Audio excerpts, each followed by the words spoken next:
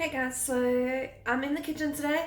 It's a very real day for me. This is something that gets done at least once a week or once every 2 weeks, where I have a big kitchen day and I get lots of little tasks checked off so that the kitchen runs smoothly the rest of the time. So I guess I'm just saying, join me on the ride today and let's see where we go.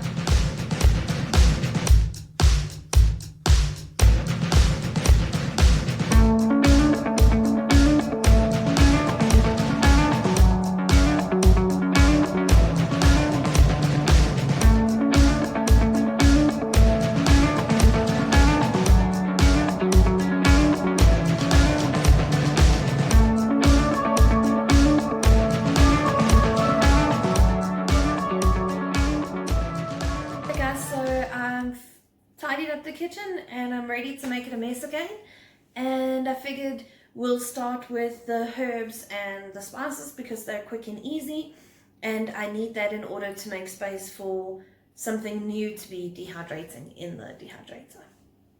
Let's do it. Okay, so here I've got the leeks that we've dried, and they are dry. You can hear them crunching. I'm going to put them through the coffee grinder and turn it into a powder in the hope that this will work as an onion powder next to the stove, because I don't like wasting in this house, so we're going to give it a shot.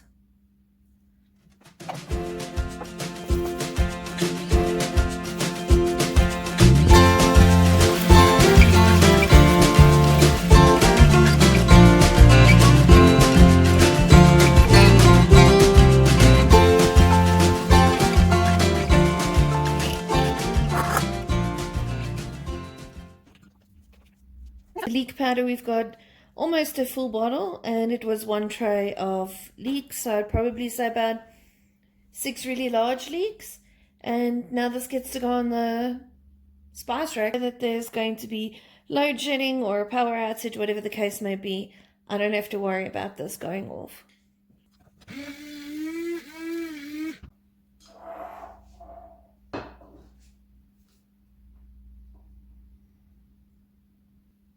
Alright, so I'm just going to go and add these to the shelf. Right, so the last thing that needs grinding is eggshells. I dry any of the eggshells that you get, and then I grind them down, sometimes into powder, sometimes just into crumbs, and I use it either in the garden as a supplement, or I feed it back to the chickens to ensure that they've got enough calcium in their diet. Today, I'm going to grind them. I'm not worried that the grinder still has herb residue in it. The chickens won't mind, and nor will the garden. So I've got these 2 bags of frozen tomatoes that I'm going to now start processing. What I'm going to do is, since they've been in the freezer, I'm just going to cut out the heart or the core or the belly button, and I'm going to peel off the skins. I'm going to put the skins in a separate bowl, and I'm going to put the processed tomato in a pot.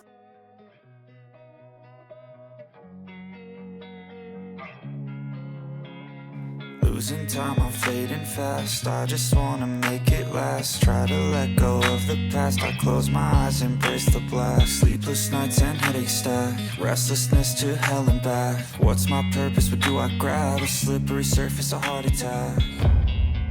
And sometimes you just gotta believe there's something. Alright, so I've just peeled the tomatoes and cored them. The cores and the pieces that I wasn't too particularly keen on, I'm just going to put in a Tupperware, and this is going to go to the worms. With the skins that I've got here, I'm going to lay them out in a thin layer on our dehydration trays and dehydrate them for some tomato powder. And then the remainder of the tomatoes, the hulls, I'm going to cook them down to make tomato and onion paste. Tomato and onion sauce that we're going to can, water bath can, so that it can be shelf stable.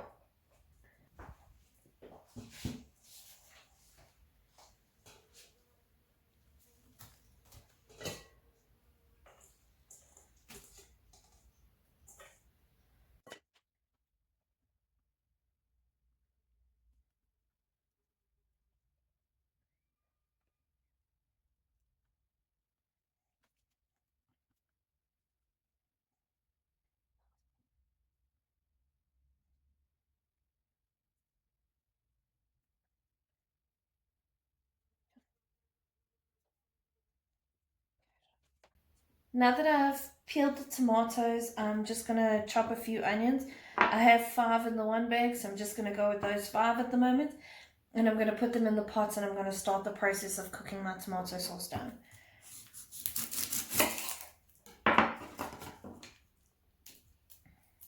It's not a prerequisite that you peel your tomatoes. It is just something that I like to do because I like to use the skins to make tomato powder. I dry that out obviously, and then I grind it down in the coffee grinder the way I would, for instance, the garlic chives or the leek. It just adds a little extra bit of flavor, and we use it as a seasoning. Normally in small amounts, because obviously you would require a large amount of tomato skins to produce enough tomato powder that you could use it as like a tomato paste substitute. But in the space that we've got, we don't have that kind of capacity. So we are using what we have in the way that it best suits us to preserve things.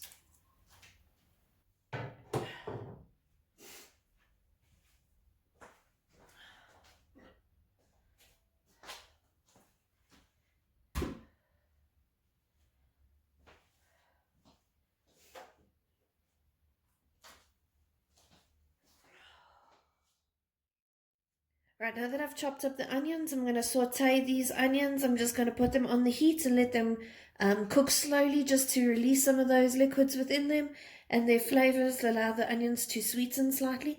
And then I'm going to come in and I'm going to add this bowl of frozen tomatoes that we've just peeled. In this pot, I currently just have onions. I'm about to add roughly a tablespoon's worth of garlic into the pot.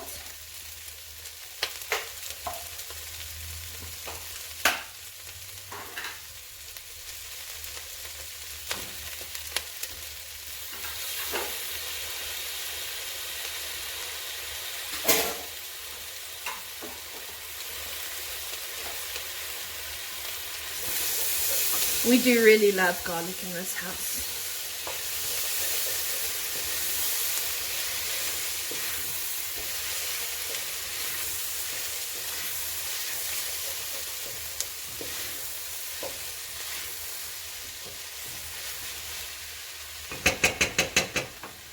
I'm about to add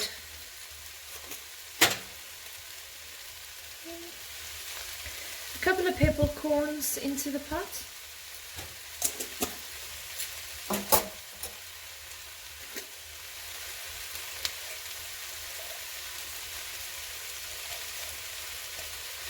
Two bay leaves.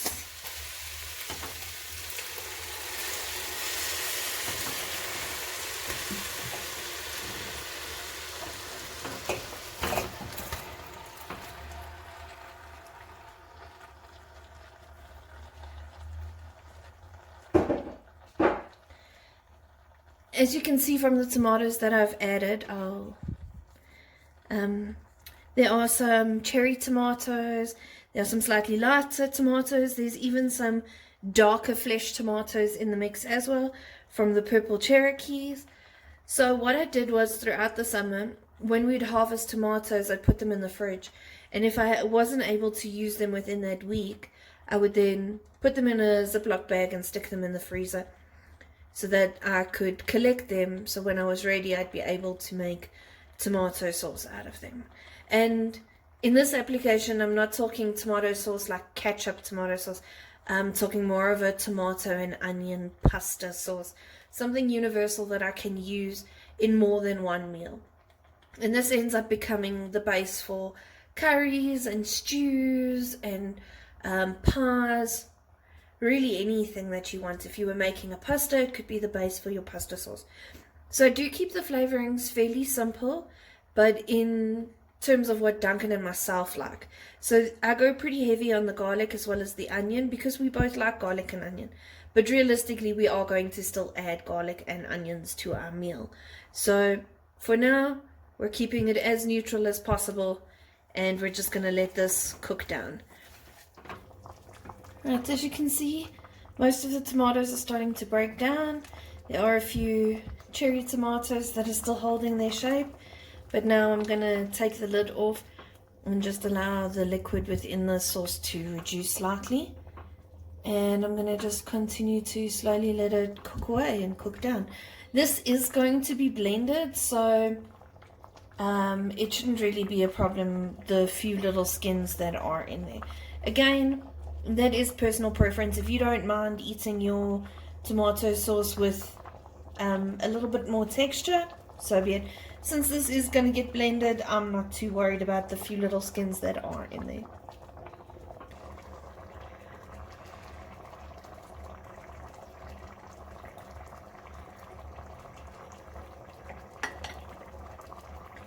So now, just for personal preference and to try and deepen the flavor of the tomato sauce, now that we've added the vinegar, it's going to be extremely tart. I am going to add some chili flakes because we like spicy food in our house. It should be just enough to bring a little bit of heat, but not enough to overpower the entire pot. And then, just because why not, we did the leek powder this morning, so I'm going to add a little bit of that into this pot as well.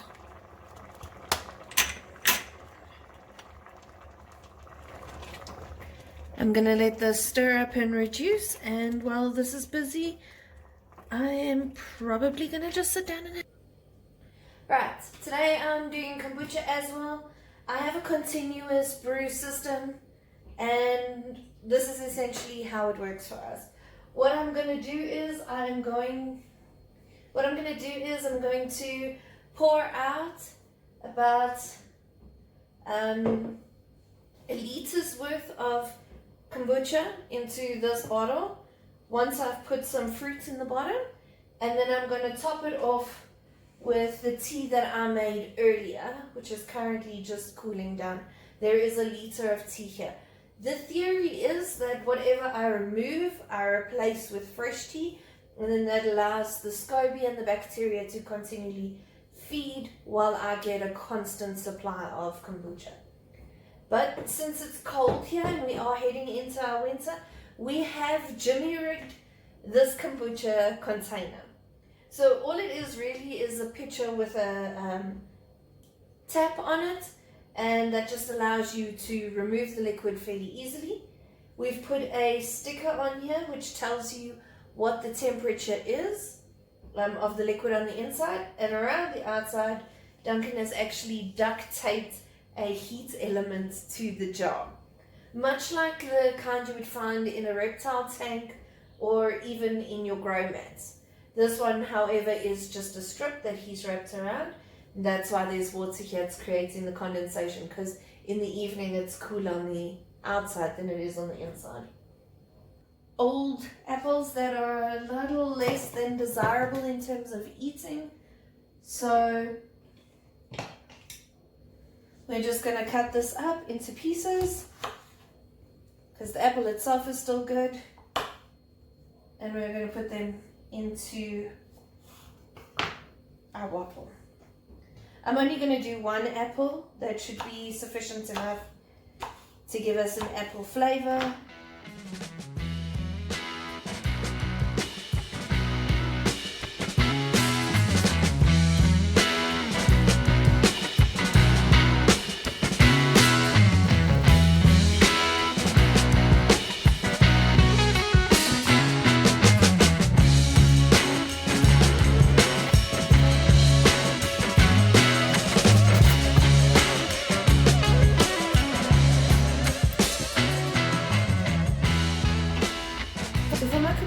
I brewed rooibos tea.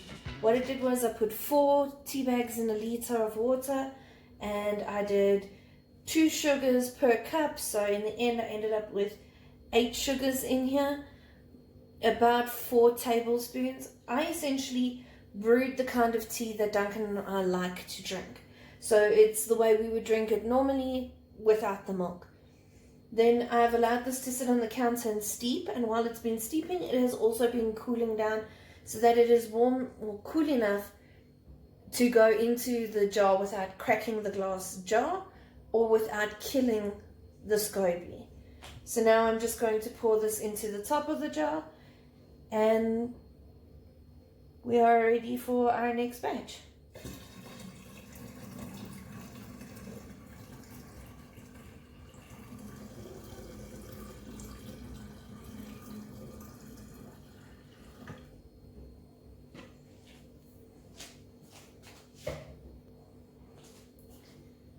Then I just cover my bottle with a finely woven cloth. In this case, it's one of the cancer bandanas. If you're South African, you'll know what I mean by that. And I just put an elastic band over the edge to hold it down so that the fruit flies can't get to it. And we push it back, and when I'm done with my second brew, I will then top up this one and replace the liquid that goes in this bottle.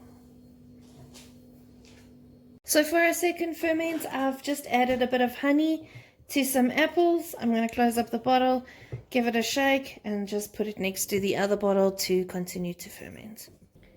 Hey guys, so it's a little bit late in the evening and the tomato sauce has been cooking for a while. So what I'm going to do now is I'm going to immersion blend it and get it to a smoother consistency and get it ready to go into the jars. Sorry, I couldn't hear you over the sound of the blender.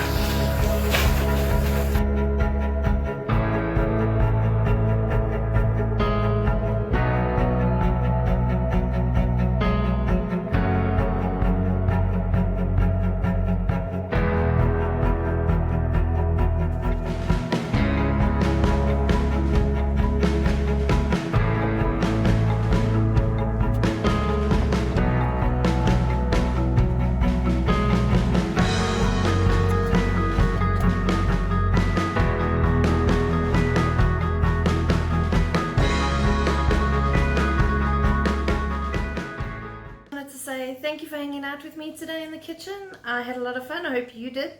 We managed to get quite a few tasks done and potentially restocked our pantry for a little while longer. Have a great evening. Bye.